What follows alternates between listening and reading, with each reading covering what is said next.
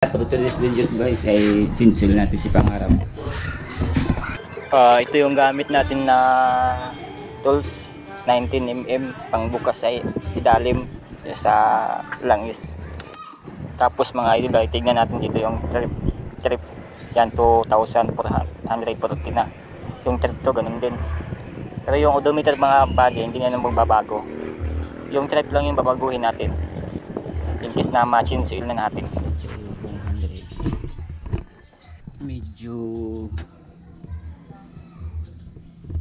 malapot na mga dun. Grabe itim na.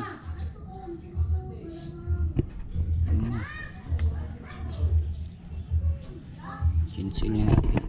Ito yung gagamitin natin 19mm. Chinsil na natin mga pre. Yung gamit natin oil filter Yamaha, tapos ito long ride Vans. Tapos mga pre, may tinitignan yan dito napanood ko lang din to sa YouTube na may tinitignan dito kung original ba yung oil nyo. Yan code, makikita po yung code yan. Tapos dito po sa likod ay may yan po, may nakanat po yan. Yan. DIY nga pala tayo mga tol. DIY. Ayan, gawa-gawa ko lang. Abutin ng tubig. Butin ng tubig, biniak ko, tapos yan. Bawat dulo pinutol ko.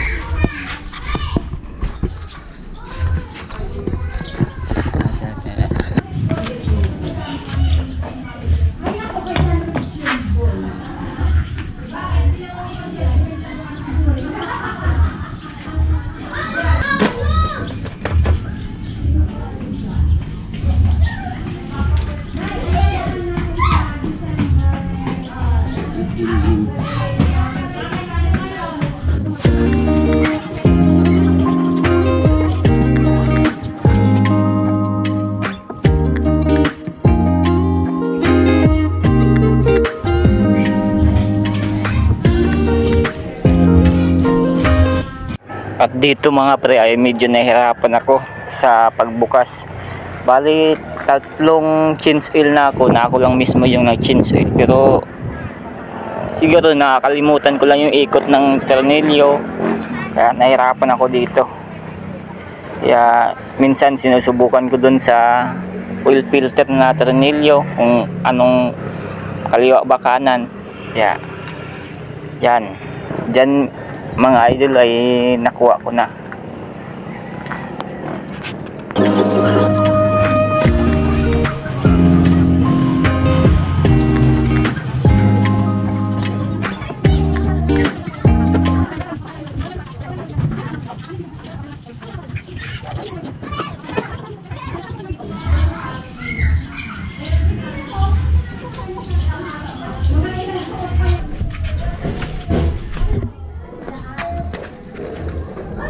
Yan mga pre, yung itim-itim na.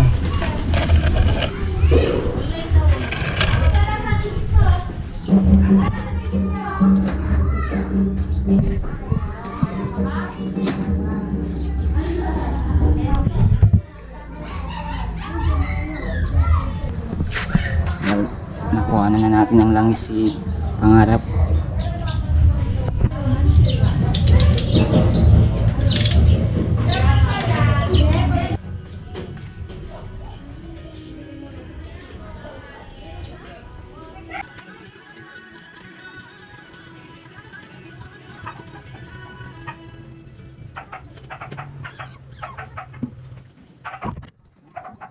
At dito ay ito na yung bago na oil filter. Yan po yung bago. Ay papaslak na natin mga pre. Lalagay na natin.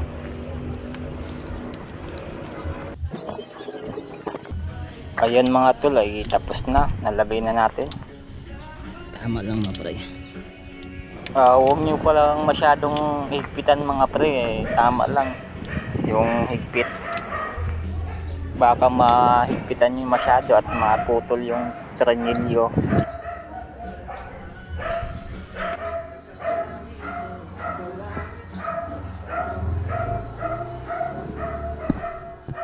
Tulis na pre, si pangarap ay tsunsin natin.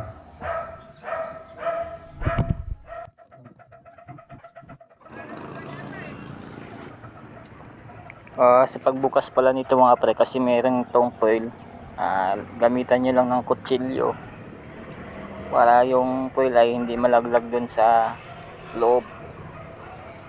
Yan po yung purpose mga idol, kasi baka malaglag yung foil sa loob at masali nyo dun.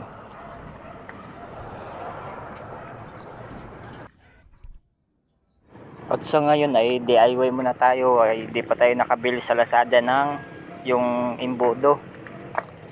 Mura lang sana yon, kaso di ko pa talaga nabili, kaya antay lang muna. Kaya dandahan lang, DIY lang muna. Yung bote ng tubig mineral ay ginawa ko lang, hiniwa ko, bawat tulo ay tinanggal ko.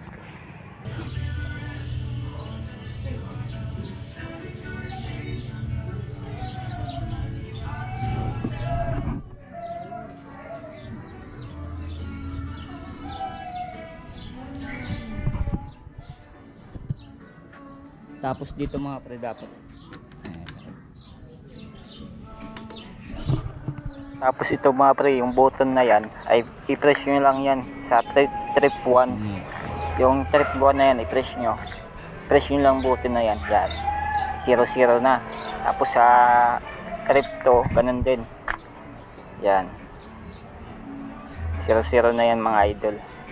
At tuwing nag-chinsil kay mga idol sa Sniper 155 nyo, ay hindi nyo kalimutan tong palitan ng i-press nyo lang yan para 0-0 ulit, para in case na mag-chinsil kayo ulit ay makikita dyan na 2,500 yung limit nyo. At yan lang mga idol, ay tapos na tayo mag-chinsil para sa ating motor na Sniper 155. At maraming salamat sa nanonood. Sana'y hindi po kayo magsawa na mapanood ako. Yan lang po.